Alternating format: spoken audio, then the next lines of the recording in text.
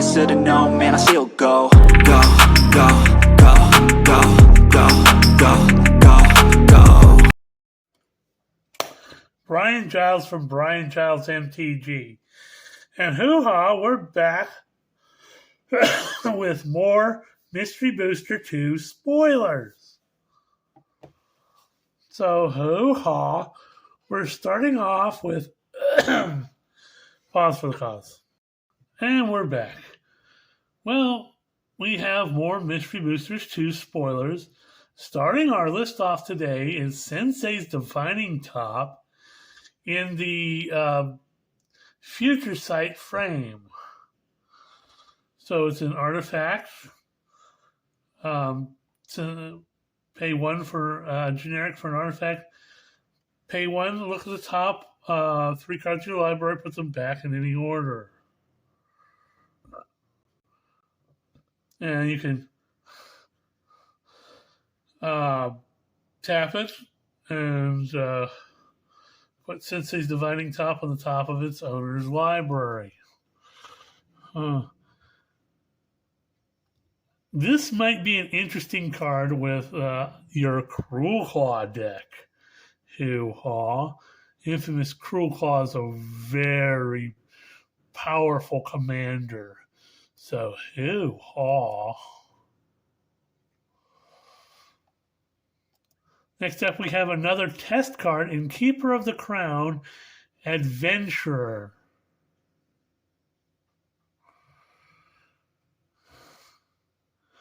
Has 2 generic and L. I don't know what L stands for. Oh, okay, so it's a 3/4 human noble, and L can be paid with 1 mana from a legendary source. That's interesting.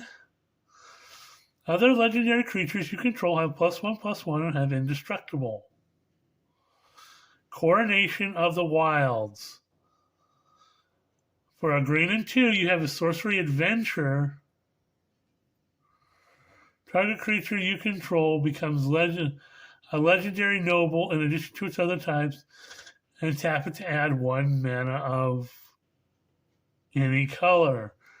Draw a card. Like I said in my previous videos, these test cards that they're coming out with, it's almost as if they're cards that are rejected for one reason or another, and they're actually real cards. The other cards that we saw in Mystery Booster 1 were kind of like funny, what if you made up these crazy cards type thing.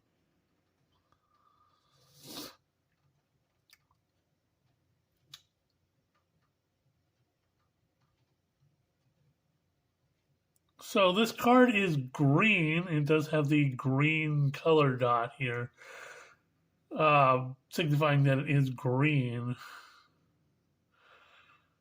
But the colors have to come from a legendary source. It sounds very playable, and I am certain that, like I said in my last videos, that if your pod, if your group allows play of test cards, this would be a fun card to play. I'm not unhappy with this.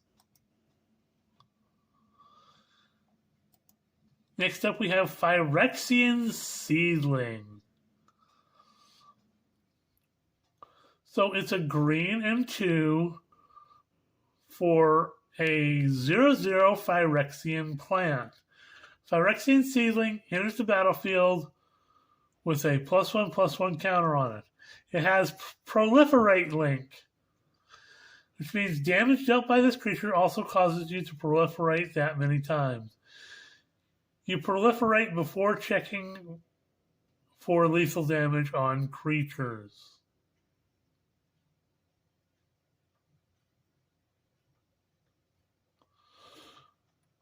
Again, something that says, the test cards were designed, originally designed in Mystery Boosters 1 to be, like weird combinations of cards that,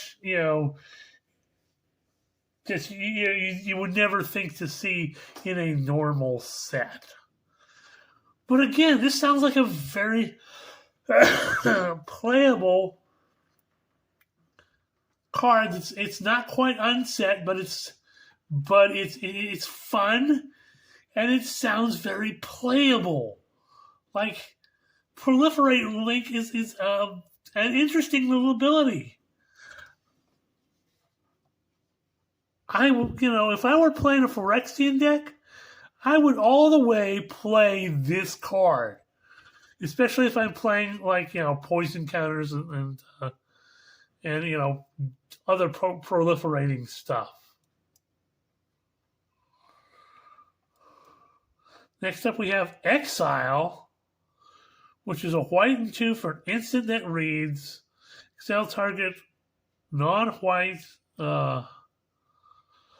attacking creature, you gain life equal to its toughness. The symbol I see here doesn't seem to match up with the symbol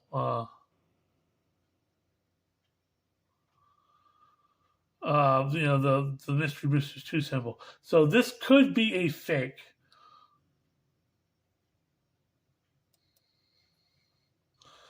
Next up, we have Cleaver Blow. A black and 1 for an instant that has multi-cleave. You may pay an additional 1 generic any number of times.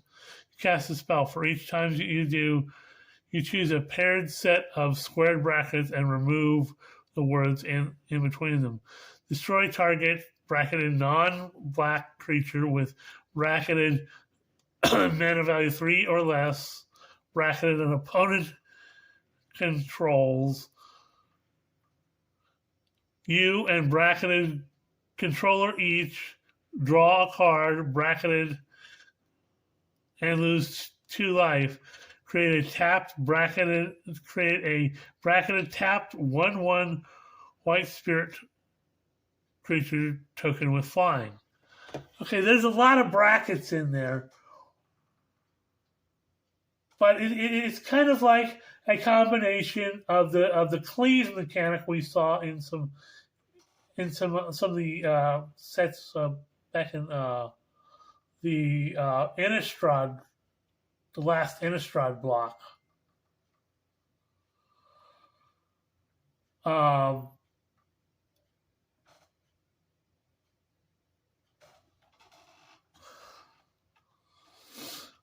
And the multi-kicker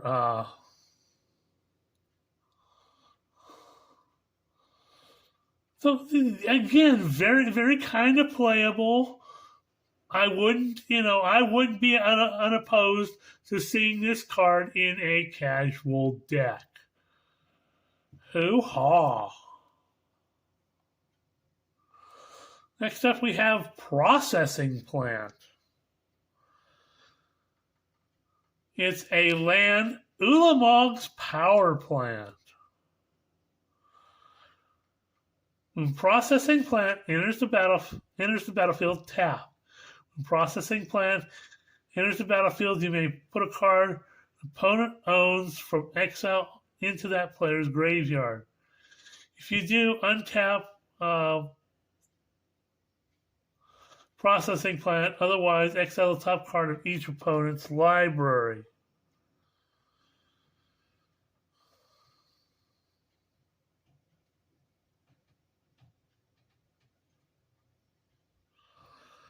And you can tap it to add white, blue, black, or colorless. Again, this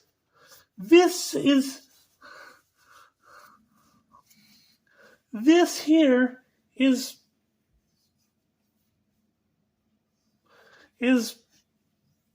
sounds very playable.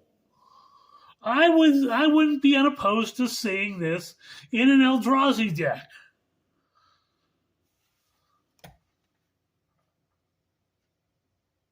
I'm really liking these test cards. Next up is a girl and her dog. So it's a kind of beefy white and 4 for a 3/3 human. When a girl and her dog enters the battlefield at the beginning of your upkeep, create a 1/1 white legendary dog creature token and name it. Whenever a girl and her dog is attacked, it gets +1/+1 till end of turn for each legendary creature you control. So this whoever created this card took a look at a dog walker and decided to put that total idea into a card. And you know what? It works. Again, in a casual deck that allows play for these test cards, I wouldn't be mind, especially if you're playing this in like a Joda deck. This would be fun in a Joda deck. Oh, ha ha.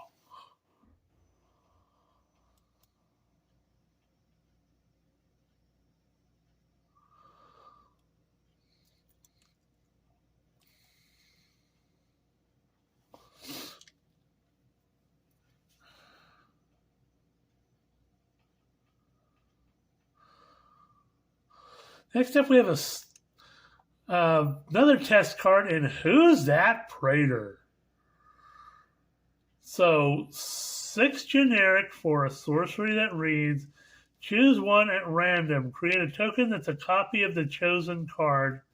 Elesh Norn, Mother of Machines, Mummy Norn, Jin Kataxis, Progress Tyrant, Shields of the Apocalypse, Urabrask, Heretic Praetor, Vorinclex, Monstrous Raider, or Ebon Praetor.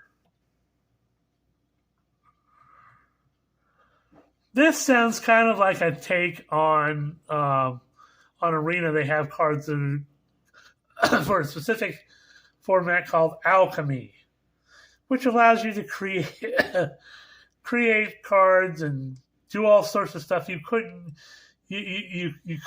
do in a paper Magic format. But if you created tokens that are copies of all this, and you had that, and you were playing a Phyrexian deck, I almost wouldn't be opposed to that. But this card is super powerful. I mean, all the best of the Praetors.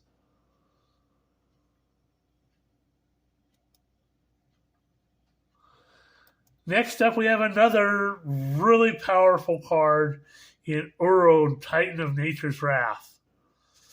3 mana for a 6/6 legendary Elder Giant. When it enters the battlefield, sacrifice it unless it escaped. Whenever Uro enters the battlefield or attacks, you gain 3 life and draw a card.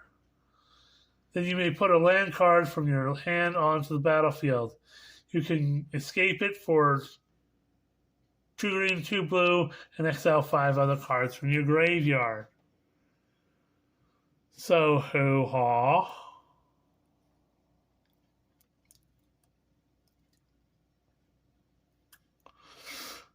Next up, we have Sol Ring in the Future Sight frame.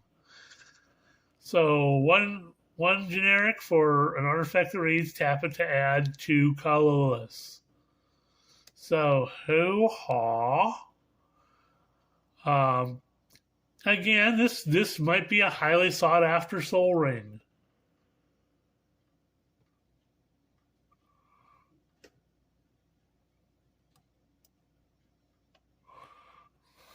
Okay, where are we? Okay. We have another test card in Pinchy McStingbutt.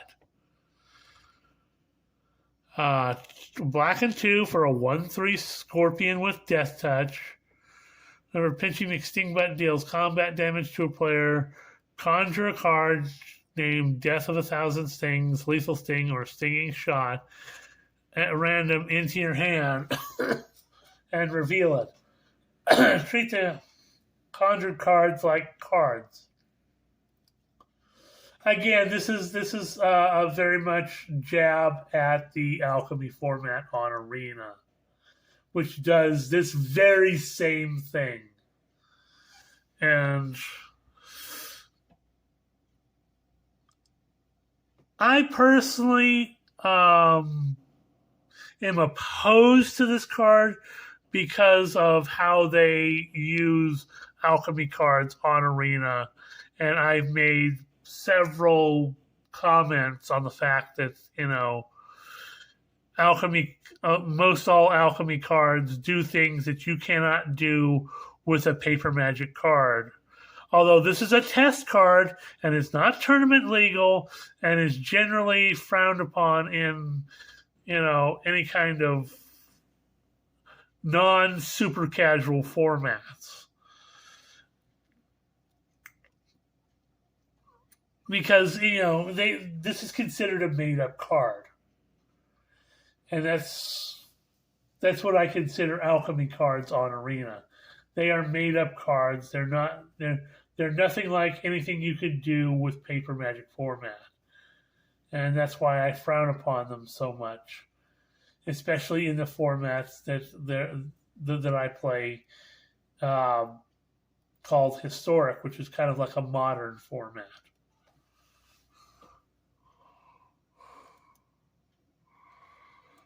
Next up we have TL:D, Don't exactly know what that is. It's probably some sort of search term. So 2 black mana for an instant that reads, exile target creature if it has any abilities other than keywords. Like flying, protection, partner are all keywords. See Rule 702 for details. Landfall and Scry aren't keywords, they're an ability word and a keyword action respectively.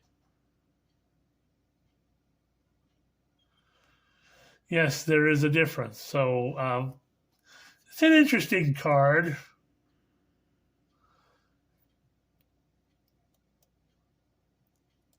Then we have Snap Judgment. A beefy red and 4 for an instant that reads. Player who wins the game also wins the match. Player may concede at any time. The game ends while the spell is still on the stack and it never resolves. So you can cycle it for 1. So this is kind of one of these funny, funky cards that originally, were the original idea behind the stupid ad. Behind the idea of the test cards.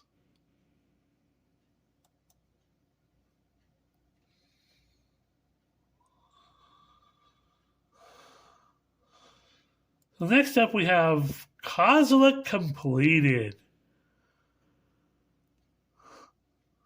2 generic Phyrexian and 8 for a 12/12 legendary Phyrexian Eldrazi. The generic Phyrexian can be paid with either 2 colorless or 2 life. Sounds fair. When you cast this spell, each opponent gets 2 poison counters, then each opponent with more than 2 cards in hand discards cards equal to the difference. It has Annihilate effect. So whenever this creature attacks, defending players sacrifice a permanent for each poison counter they have. See, this is playable. This is a fun concept playable card. This is what you would have Kozilek if he was completed.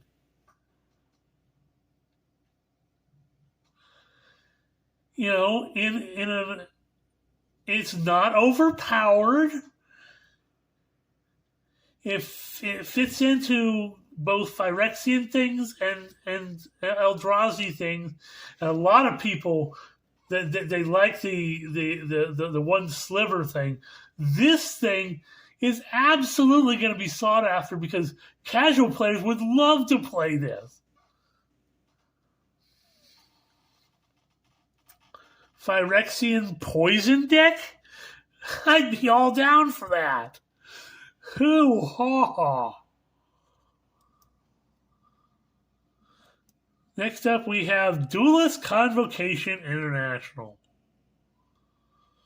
A blue and 2 for an enchantment that reads, when Duelist Convocation International enters the battlefield, choose a 10-digit number at random. Write it down. Whenever you play a land or cast a spell, if it shares a mana value with one or more uncrossed digits in the chosen number, cross out those digits and draw a card. And if all 10 digits are crossed out, you win the game. Okay, so again, this is a jab on, DCI and everything. And, it's another fun, funny kind of card to jab at that.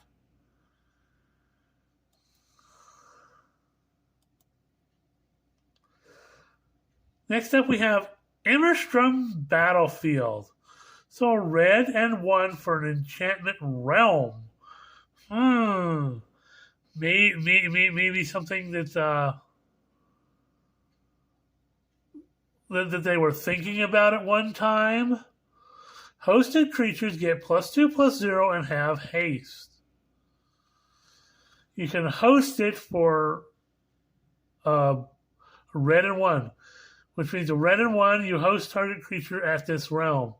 A realm can host any number of creatures only as a sorcery.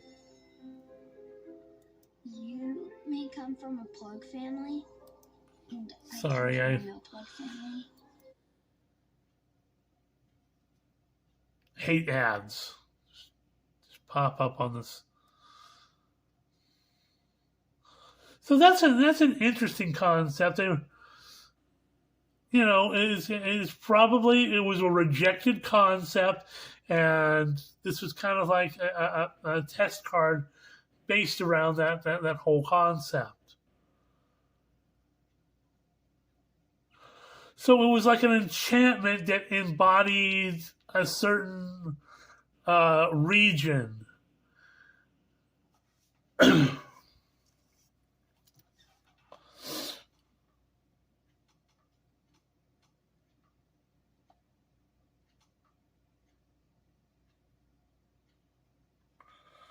So, I would like to see the background for this mechanic.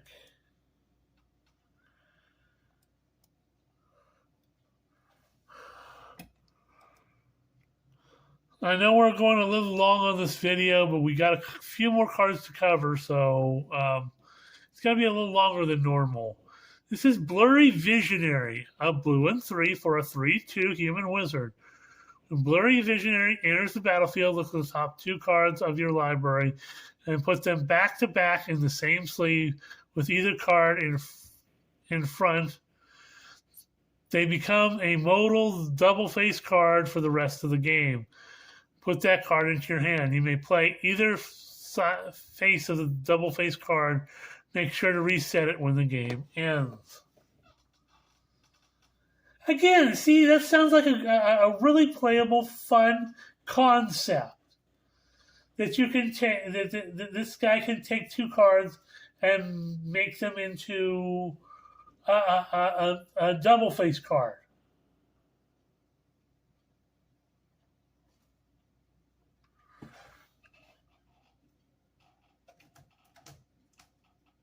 It's interesting. It allows for really interesting play. And, I like that.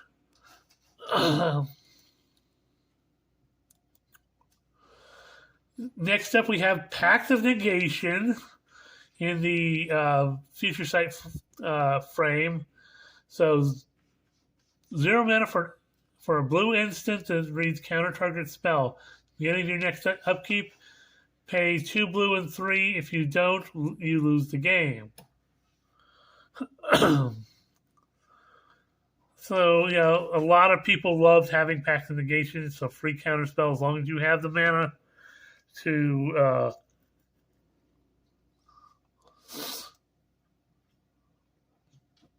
do that. Next up, we have Scale Lord Reckoner. There's a little bit of a misprint here, but that's the site's problem, not the card. So it's 2 white and 3 for a 4/4 dragon with flying. Whenever a dragon you control becomes the target of spell or ability an opponent controls, so a target non-land permanent that player controls. So, very fun card.